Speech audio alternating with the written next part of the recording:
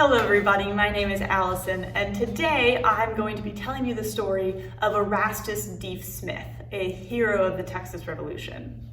Now, Erastus was born on April 19th in 1787 in Dutchess County, New York. When he was around 11 or 12, his entire family moved down to Mississippi Territory to where Natchez is today. So at some point in his childhood, and we don't know exactly when, he contracted a childhood illness. And we also don't know exactly what that was. While he ultimately did recover from this illness, it did leave him permanently deaf. You might have noticed at the beginning of this video, I called him D Smith. That apparently is how you would pronounce his name. So while he was deaf, his nickname was Deef. Now, he ended up checking out Texas in 1817. He came to Texas, kind of poked around a bit, and then went back to Mississippi. It was ultimately in 1821 that he moved to Texas permanently. And as soon as he moved to San Antonio, and he immediately started learning Spanish, and he picked up all the customs, and he really integrated himself into the cultures and the situations he found himself in, which was a very important skill for him that really served him later on in life. Now in 1822, he married a Tejano widow, and she had 3 kids from her previous marriage, and then together they had 4 more children. Only 3 of those children made it to adulthood, and they were all girls, interestingly enough. In 1825, Erastus and 5 other guys go to James Kerr's land, and they end up helping James to survey the entirety of the DeWitt colony, which is the sort of area that was given to the impresario Green DeWitt. So he sort of gets a good lay of the land at that point. Now, in 1835, when the Texas Revolution truly starts, Smith wants nothing to do with it. He doesn't really want to pick sides, he doesn't feel like this is his fight, and he just stays out of it. He wants to remain neutral. But there's a problem. He lives in San Antonio. So the siege of San Antonio, or the siege of Bear, ends up starting while Smith is away from home. So Smith and his son-in-law had gone hunting, and when they get back, first they come across Stephen of Austin's army, and Stephen immediately tries to recruit him, come and join us, help us out. And Smith says, no, I don't want any part of this. I don't want to pick sides. That's it. And then he, continues towards San Antonio. And when he gets there, he's stopped by the Mexican military that is fortified the town. They refuse to let him pass. They refuse to let him go home to where his family is.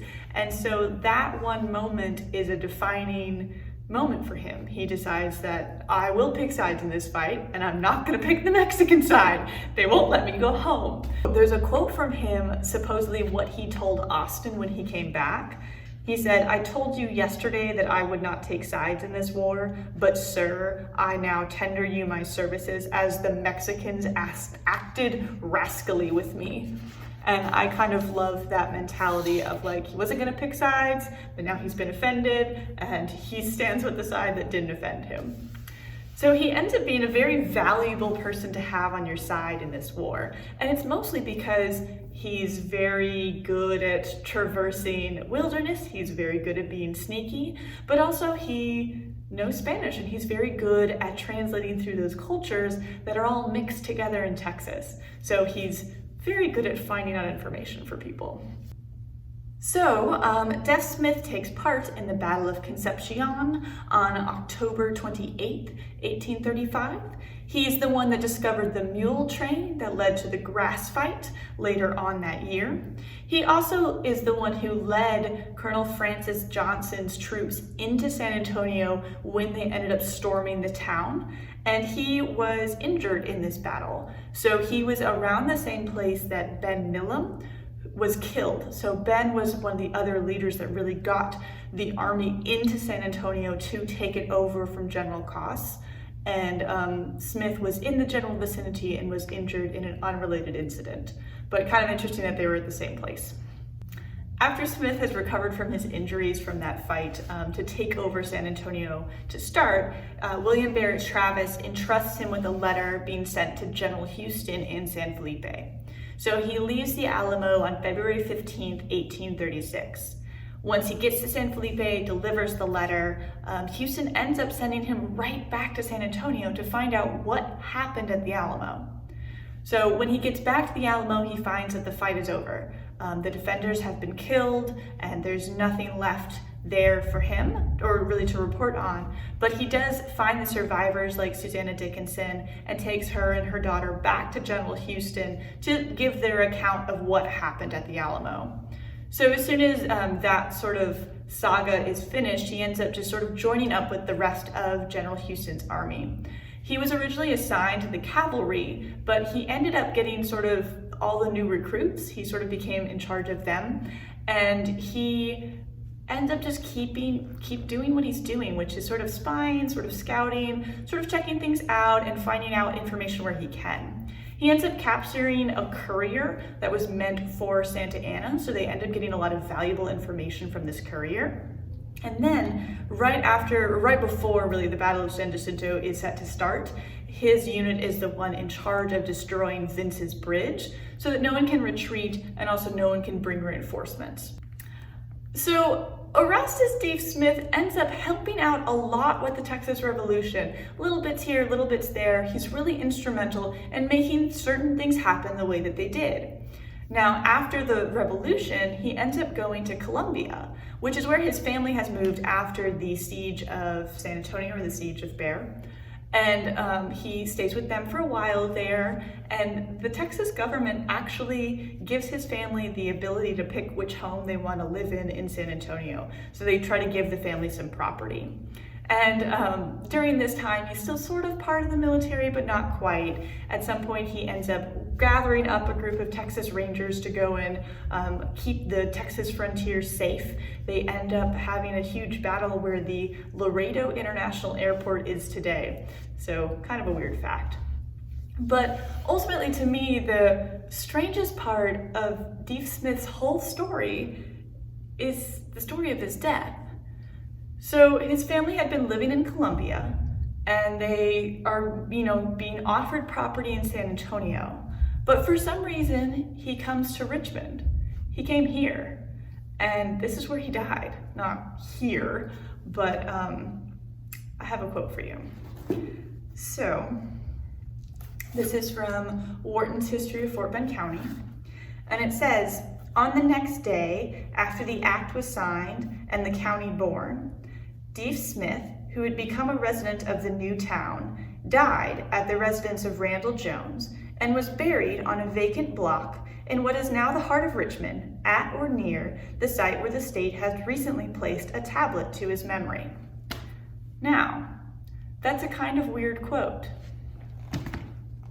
So that's a super weird quote about where they buried D Smith. And you might be wondering, why did I include it? Well, I included it for a very particular reason. My favorite thing about D Smith is the fact that we lost him.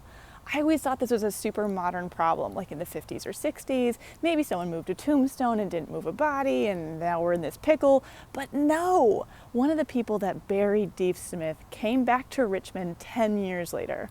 And he wrote about the fact that he didn't remember where they buried him. There were no markers left, nothing to indicate that this was the grave of a Texas Revolution hero. So we didn't lose him, but we've continued the mystery. We also can't find him. So you must be thinking, there must be some clues about how we can find him. Don't worry, we have people on the case. The Fort Bend Archaeological Society has been looking for D Smith for a number of years, and what they've succeeded in finding is places that he is not. They have not managed to yet find the place where he is, but they have made some decent headway. So the first thing is that the traditional location of D Smith's grave is actually in the middle of the intersection right behind me. This is Houston Street and this is 6th Street. So at the corner of Houston and 6th is the traditional location of his grave. And so, I spin the camera around, you can see that right behind me is the historical marker dedicated to D Smith. So it's at the site of his traditionally accepted grave. And then if you look right over the museum fence, you will see we actually do have a tombstone for him. So they added this tombstone years and years later, and so we have the tombstone, but we don't think that there's anyone buried underneath it. You might be wondering how the Fort Bend Archaeological Society is making the decision of where Deaf Smith may or may not be. And the answer is they have a ground penetrating radar. So they've been searching different locations they can get to and then digging to see if they can find anything.